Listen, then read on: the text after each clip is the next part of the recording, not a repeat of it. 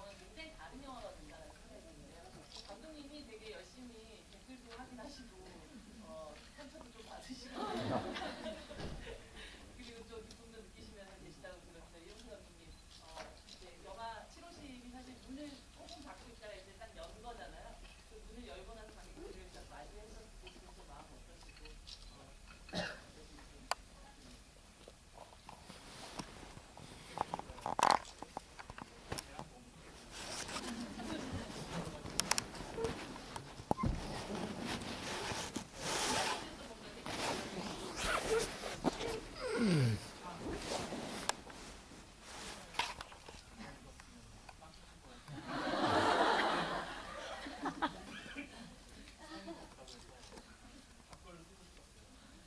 뭐라고 쓰시는지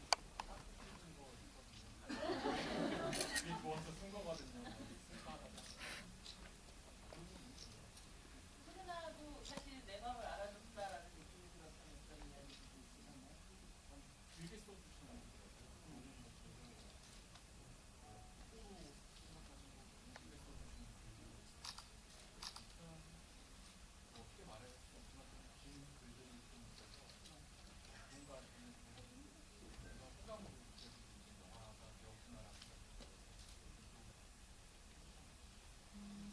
여러분들도 영화 보시고 나서 여러 가지 생각도 좀 많이 드셨을 텐데 저희가 좀 간단하게 이야기를 좀 나누다가 여러분들이 많이 드셨는데요. 여기 실호실 영화인데 야광이래요. 그래서 보면 굉장히 아름답게 보였다고 합니다. 와. 되게 좋네요. 네, 배우분들과 감독님이 이렇게 사인해주신 보도자료 있으니까 이거 선물로 드린다고 하니까 또 좀 생각해 보시면서 어떤 이야기를 좀 나눌 수 있을까 기회를 잡아보시기 바랍니다. 같은 질문일 텐데 어쨌든 배우에게도 영화가 딱 개봉하고 났을 때의 소감은 또 개봉 전과는 굉장히 다른 부분이 있을 것 같아요. 태훈 씨? 일단 어떻게 보셨는지 너무 궁금하고, 그게 가장 궁금하죠.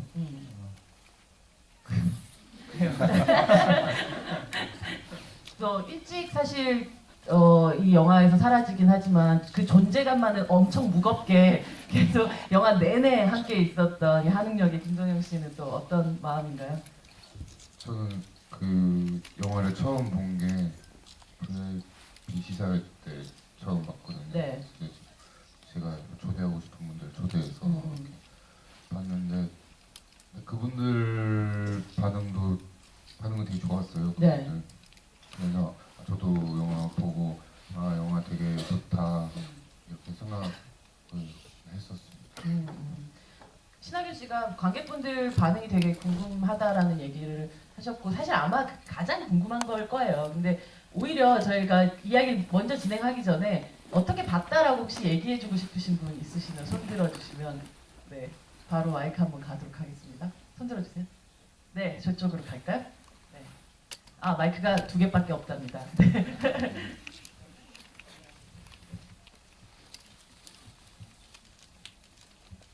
안녕하세요. 저는 제가 지금 40대거든요. 신하균 씨보다 한 살 어린 입장에서 이 영화를 봤을 때 굉장히 위로가 됐어요. 사실 내용 자체에서 주술적인 부분들이 많이 들어있다고 저는 봤거든요. 음악이랑 그 치료실 자체에 꾸며놓은 그런 미술 감독님. 미술 감독님께서 굉장히 신경을 많이 쓴 것 같더라고요. 그래서 우리가 빌 수 있는 모든 것들을 다 끌어다가 하나님, 부처님, 부모님까지 다 불러. 심지어 고양이 신까지 그렇죠. 데려다가 놓을 만큼 그만큼 간절하고 어떻게 보면 이렇게 어디에서도 위안을 받을 수 없는 사람들이 저 영화에서 주인공이었구나 그런 것들에서 위안을 많이 받았습니다. 네, 감사합니다. 제가 너무 떨려서 죄송해요. 네, 소감을 또 어떤 영화를 보신 이야기를 좀 들어보고 우리가 아마 영화 이제 다 보셨으니까 오히려 영화의 처음 얘기보다 아예 끝으로 가서 얘기를 먼저 좀 시작해 보면 어떨까라는 생각이 들어요. 마지막에 어떤 두식의 눈물에 대해서 감독님과 또 배우분들, 그러니까 뭐 신하균 씨하고 두 분이 많은 대화를 나누지 않았을까라는 생각이 들거든요.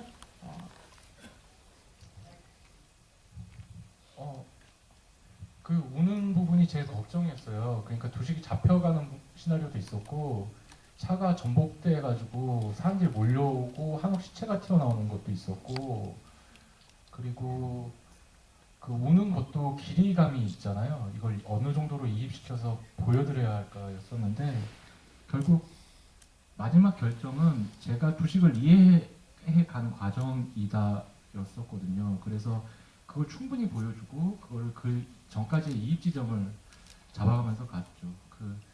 그게 가장 윤리적이라고 생각했었어요. 좀 사람들이 윤리적이지 않다라고 하는 부분들이 많았었는데 그게 이 영화의 가장 윤리적인 부분이 아닌가 싶었습니다. 일단 그 촬영 환경이 좀 안 좋았어요. 굉장히 시끄럽고 막 공사 현장 옆이었고 그리고 시간에 좀 쫓겨서 해는 막 이제 지고 있었고 짧은 시간 안에 촬영을 했어야 됐고 근데 그런 사실 뭐 감정을 잡고 연기를 한다고 해도 그 짧은 시간 안에 그게 잘 나오기가 쉽지는 않고 뭐 집중을 해서 하긴 했는데 일단 넉넉하게 일단 시간 뭐 편집이라는 것이 있으니까 영화는 굉장히 오랫동안 촬영을 했고 그리고 카메라 앵글도 지금 편집된 것은 약간 좀 떨어져 있는 사이즈인데 뭐 가까이 타이트하게도 촬영을 했었고 그리고 사실 편집을 이제 엔딩을 몇 번 바꿨잖아요. 네. 그 원래는 이제 그 고개 숙이고 눈물을 딱 한 방울 흘릴 때 바로 카메라가 차 밖으로 빠져서 자동차만 보여주는 그런 굉장히 쿨하게 보여주는 그런 엔딩도 있었고 사실 지금이 아주 적당하게 이렇게 편집이 되어진 것 같아요. 예, 그렇습니다. 사실 이 두식의 어떤 죄책감이 만들어냈을 수도 있는 그 한욱의 환영 같은 것들이 등장을 하는데요. 만약에 그 순간 그곳에 한욱이 진짜 있었다면 두식에게 뭔가 말을 한다면 뭐라고 말하고 싶었을까요? 잘 알지도 못하면서 왜 시켰냐. 아, 잘 알지도 못하면서 거기에 걸레질 왜 시켰냐고. 네. 왜 그러셨어요?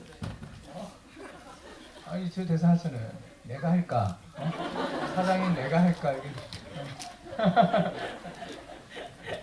마지막 순간까지도 정말 두식스럽다는 생각이 듭니다. 근데 이제 결국 마지막에 어떤 40대의 선택, 두식으로 대표되는 이제 40대의 선택, 그리고 이게 그 뭐라고 해야 되지? 이제 20대의 선택, 태정으로 대표되는 20대의 선택이 결국은 달랐다라는 생각이 좀 드는데요.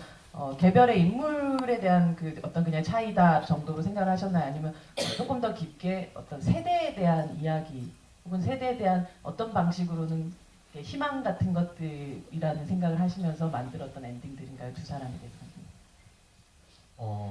태정이 마약을 들고 가는 것도 있었고 또 태정이 뭐 마약을 들고 마약을 가는 들고 가는, 것도 네. 있었고 네. 태정도 마약을 안고 가는 뭐 그런 게 음. 있었어요. 건네는 것도 있었고 뭐 근데 그때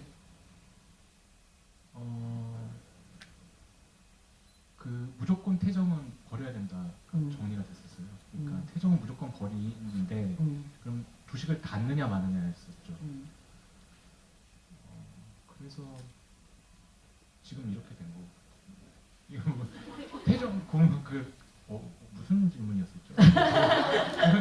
사실은 20대 같은 경우 태정 자체는 아주 단호한 방식으로 어쩌면 조금 더 모든 걸 떨쳐버리고 밝은 미래로 가는 그런 선택을 하게 된 거잖아요. 예, 예. 뭐 결국은 얼만큼 밝을지는 모르겠지만 자기 안에서 좀 떳떳한 부분인데 실제로 아직 단죄받지 못한 상태로 사실 때는 그 상태로 그걸 묻고 그냥 가게 되는 그런 상황이 돼버린 거잖아요.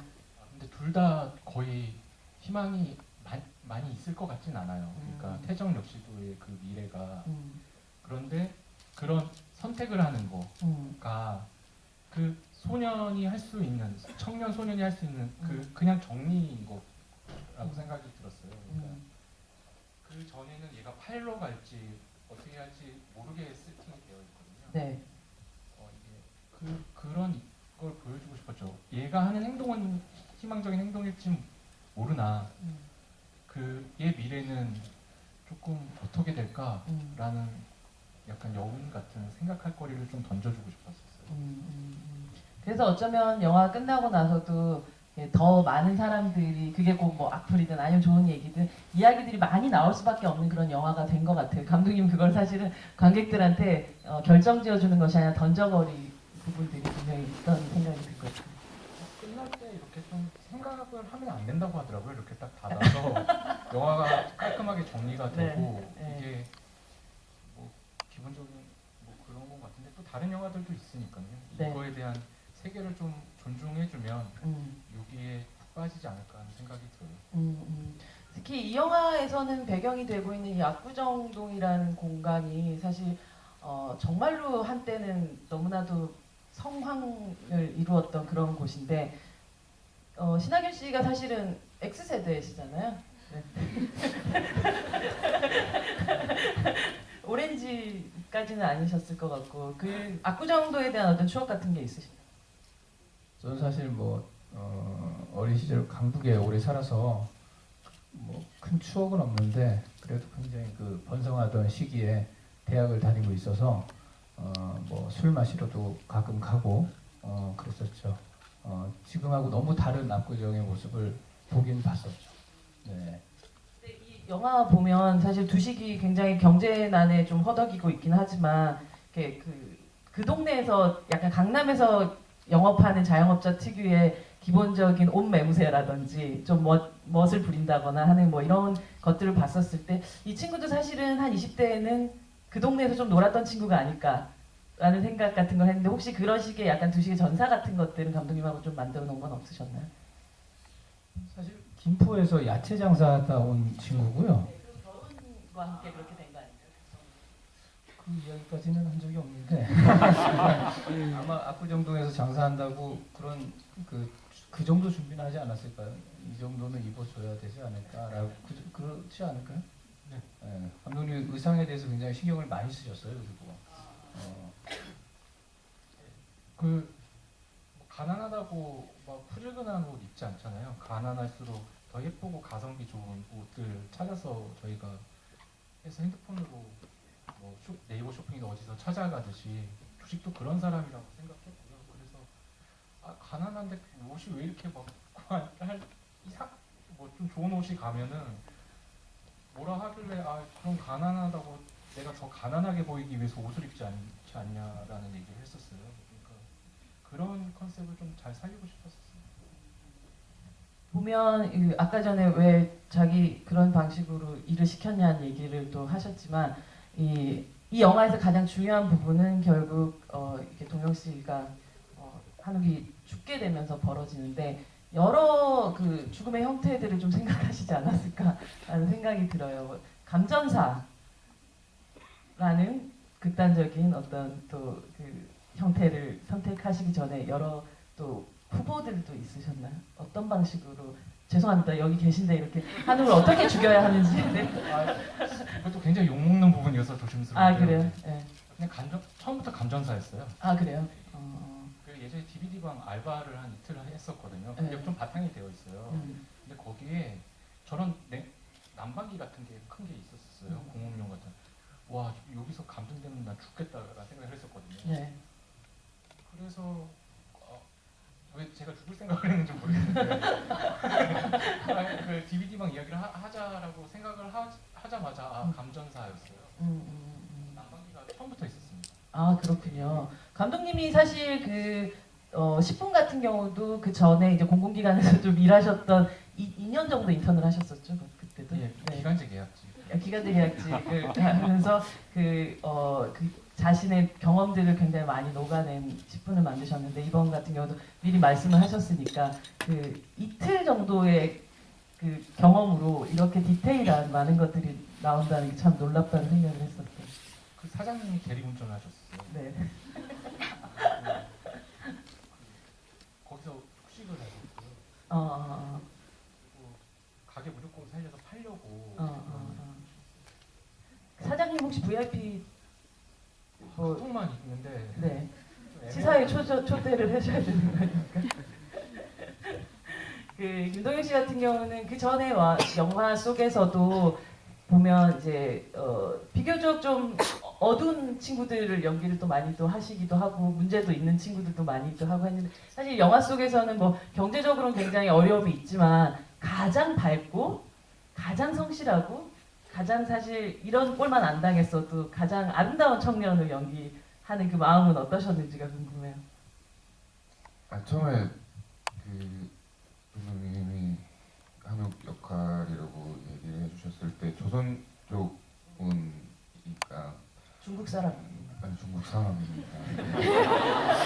중국 사람이라서 이게 처음에 그 언어에 대한 좀 그게 걱정이 일단 앞섰어요. 그리고 이제 앞섰고 이제 촬영장에서 이제 그 되게 순진하고 열심히 하는 청년 그런 연기를 솔직히 저는 만약에 진짜 사장님이 있으면 네. 저 스스로도 그냥 욕 안 먹게 그냥 미리 다 그냥 해놓고 약간 이런 걸 좋아하거든요. 미리 그냥 다 그냥 티를 다 해놓고 그런 걸 좋아해서 그리고 또 현장에서 선배님하고 이렇게 호흡을 이렇게 맞추면서 좀 되게 즐겁고 되게 밝은 분위기에서 해서 좀 더 잘 되지 않았나 그렇게 생각을 합니다. 그렇게 열심히 했는데 다 완성된 영화를 보고 배우들끼리 서로 뭐 여기 안 계신 배우들도 뭐 얘기를 하셔도 괜찮은데 아 저분은 정말 탁월하다라고 생각됐던 어떤 장면들 같은 것들이 서로 있으셨나요? 영화를 보시고 신하균 씨? 일단 뭐 현장에서 다 봤으니까 네. 배우들 연기를 결과물 보고 다시 뭐 느낀 거는 뭐라 할때 내가 봐도 난 너무 잘했다라고 아니 이렇게. 저는 뭐 그런 거 하면서 많이 놀랬죠. 특히 동영 씨 같은 경우는 진짜 가지고 있는 이 선한 모습과 이 한옥과의 이게 너무 잘 맞아서 그리고 우리가 사실 뭐 커트로 나눈 것도 아니고 이렇게 그러니까 한 컷으로 이어서 찍은 그렇죠. 장면들이 꽤 많거든요. 네네. 그런 호흡이 잘 맞아야 그런 장면들이 좀 재밌게 잘 나오는데 너무너무 잘 나왔고 그리고 이 자리에는 없지만 도경수 씨 같은 경우도 그러니까 뭐 많은 대사를 하지 않지만 그 눈에서 나오는 그 느낌 맑지만 좀 그늘진 모습도 그러면서 시니컬한 그런 대사 톤도 그렇고 태정이하고 너무 잘 맞아서 아주 재밌고 편안하게 촬영했던 것 같아요. 네. 도경 씨는 뭐 이렇게 시체로 계속 등장해야 되는 순간들 되게 계속 있으셨대요. 그래서 저는 짧게 촬영하셨죠라고 얘기했는데 꼭 가방 안에 들어가는 걸 제외하고는 계속 또 계셨다고 하시더라고요. 근데 그러면서 이제 지켜보시게 되셨을 것 같아요. 현장에서도 혹은 아니면 영화 이제 개봉 그 시사에서 이제 영화를 보시면서 뭐 여기 옆에 계신 신하균 씨를 비롯해서 다른 배우들의 연기들을 보면서 되게 즐겁다라고 느꼈던 어떤 순간들이 있으신가요? 엄청 아까 방금 전에도 말씀드렸듯이 선배님하고 같이 연기를 해서 저는 또뭐 개인적으로 영광이기도 하고 네. 되게 엄청 편했고 그 현장에서 느낀 거를 이제 또 영화에서 보니까 이게 뭔가 기분이 되게 좋은 거예요. 또 그리고 뭐 황정민 선배님이나 전석권 선배님이나 김정은 선배님이나 선배님들이 많이 나오시잖아요. 근데 네. 선배님들 촬영한 거를 못 보고 전 영화상에서 처음 봤는데 그분들을 또 보는 그 재미가 거기 분위기도 되게 밝고 되게 또 황정민 선배님만 보면 되게 막 에너지가 막 밝은 막 여기서 에너지가- 황정민 선배님이라 하면 신하균 씨의 누님으로 또 등장했었던 그 배우를 얘기합니다. 함께 또 지구를 지켜라에서 또 함께 뭐라 그러지 연정을 나눠서 관객으로 등장하기도 했었던 그 황정민 선배님 얘기하시는데 다른 선배님들도 마찬가지고 뭐 너무 그냥 진짜 같아서 그냥 다 너무 좋았던 것 같아요. 그냥 이 시대 약간 지금 현실 네. 그 현실 같아서 정말 좀 좋았어요. 저도 너무. 그 말씀하셨던 대로 굉장히 현실적인 영화잖아요. 어떤 어떤 그 세팅이라든지 혹은 이 상황들 현실들은 너무나도 현실적인데 영화에서 보면 말씀하셨던 뭐 전석구 씨라든지 그 15분이면 된다고 얘기하는 이 커플이라든지 이게 잠깐씩 등장하는 사람들이 굉장히 사실 어떤 분 보면 드라마틱하고 연극적이고 사실은 현실적이라기보다 마치 그러니까 뭔가 판타지 영화에서 나온 것 같기도 하고 굉장히 장르적인 그 세팅들을 하면서 이상한 불협화음 같은 걸 만들었다는 생각이 들거든요. 감독님, 네. 그 이런 비교적으로 봤었을 때 아주 극단적인 다른 재미들을 설치하신 이유 같은 것들 들어볼 수 있을까요? 부식이 한욱이 죽고 나서의 어떤 상처를 들어오는 사람을 통해서 받았으면 좋겠다라는 생각이었어요. 그러니까 또 트라우마 같은 이상한 건데 예 그랬었죠. 그게 묘한 긴장감을 주지 않을까라는 생각이었어요. 그러니까 아주 현실적인 그 세팅의 사람이 들어오는 게 아니라 조금 더 그렇게 과장된 느끼는 사람들이 들어오는 것이. 예, 그러니까 예, 어떤 잔상이었으면 좋겠다는 느낌이었었거든요. 그래서 그런 잔상 같은 사람들이 들어온다라는 생각이었었어요. 그래서 우영사를 찍을 때는 이거 좀 너무하는 거 아닌가라는 생각도 좀 들고 거의 가제트 형사 같이 진짜. 네. 가족 장갑은 좀 과했던 것 같아요. 김절모까지도 조금 과했던 것 같아요. 뭐 그런 느낌들, 잔상들이 좀 있었으면 좋겠다 했었고 그게 좀 차별되는 영화가 아닐까라는 생각이었었어요. 그 보면 등장인물들의 이름마다 조금씩 의미들을 좀 두고 장명을 하셨다고 들었어요. 모두 그러는데요. 그냥 이렇게 이름 그냥 막 붙이는 경우들도 있죠. 이름에 큰 의미 안 드시는 경우도 있는데 감독님이 어떤 이름의 의미들을 또 두셨는지 좀 설명 좀 부탁드려요. 두식은 쌀포대가 좀 잘 어울린 사람이었으면 좋겠다 해서 쌀포대요. 그래서 밥이랑 좀 연결된 이름이었었는데 조금 과장돼서 기사가 나는 것 같고. 아 머리 두식 건가요? 밥 뭐 이렇게 생각하는 느낌이 났습니다. 그냥 쌀포대가 잘 어울리는 사람이었으면 좋겠고. 커피 포대를. 네, 쌀포대입니다. 아 쌀포대인가요? 네. 그 나중에 네, 나중에 네. 그리고 태정 같은 경우는 좀 싸늘해 보이지만 그 안에는 정이 좀 있는 사람이었으면 정을 어디다 풀지 못해서 안에 있는 사람이었어요. 태산 같은 정을 가지고 있는. 그냥 안에 있는 정. 안에 있는 정. 조금 안에 정을 어디 베풀지 못하는 정. 한옥은 이게 두 개가 있는데요. 그냥 네. 중국 사람이었으면 좋겠다는데 친구 중에 한만옥이라는 친구가 있는데. 네? 한만옥이라는 친구가 한만옥? 있는데. 네. 네. 만자를 빼고 그냥 한옥. 좀 사이가 틀어진 친구여가지고 날려버렸어요. 사이가 틀어진 친구의 이름을 그렇게 갖다 쓰고 간전사를 우영사 같은 경우에는 네. 인정사정 볼 것 없다의 그 박준 선배님. 인정사정 볼 것 없다의 박중훈 씨가 연기했던 영화사 영화.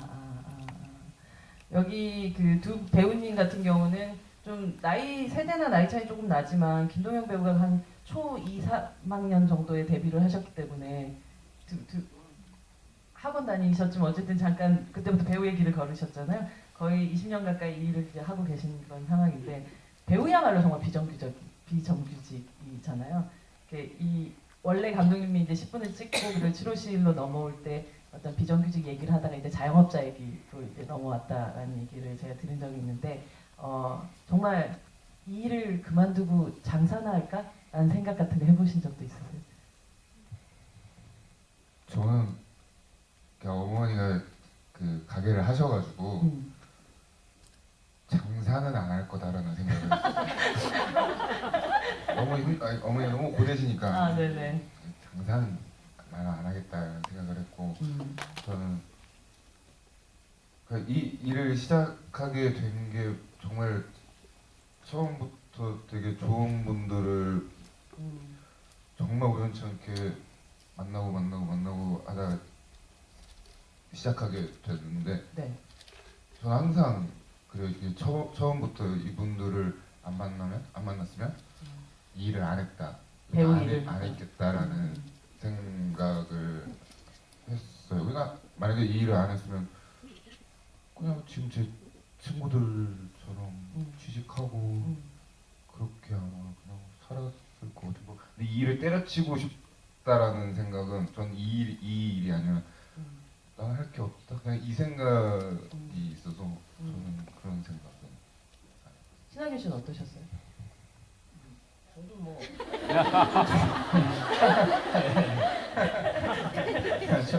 사장님.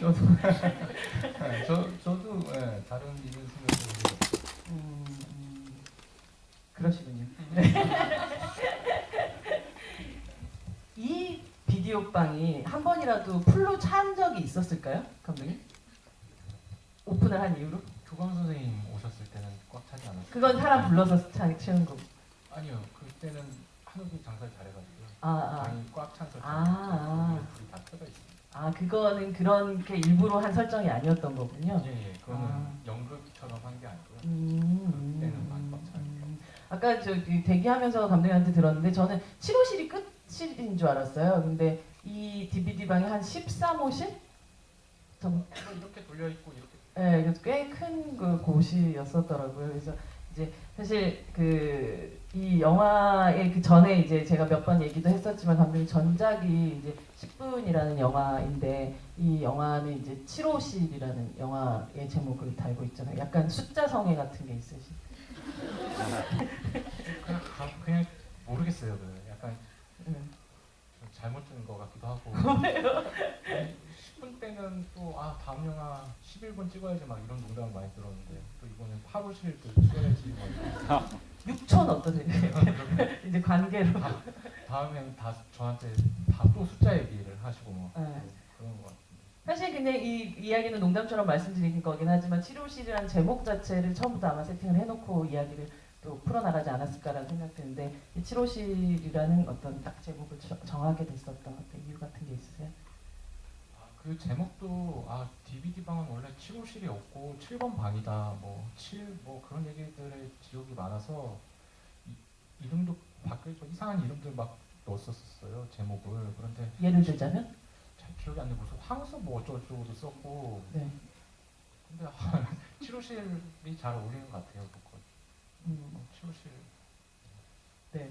그 관객분들한테 질문 드리기 전에 제가 마지막으로 사실 원래 사람들은 이 자리에 없는 사람 얘기할 때가 제일 재밌잖아요. 그래서 지금 도경수 씨가 이 자리에 안 계신데 이 도경수라는 배우와 함께 작업을 하시면서 각각들이 지금까지 한 번도 인터뷰나 혹은 이런 자리 같은 데서 얘기하지 않았던 마음속에 7호실에 담겨두었던 미담이라든지 혹은 혹은 이 사람의 치부라든지 뭔가 숨겨두고 싶었던 하지만 함께 이번엔 얘기할 수 있다라고 할 수 있는 이야기들이 각각 좀 있으시면 저희에게 또 그 문을 좀 열어주시기 바랍니다.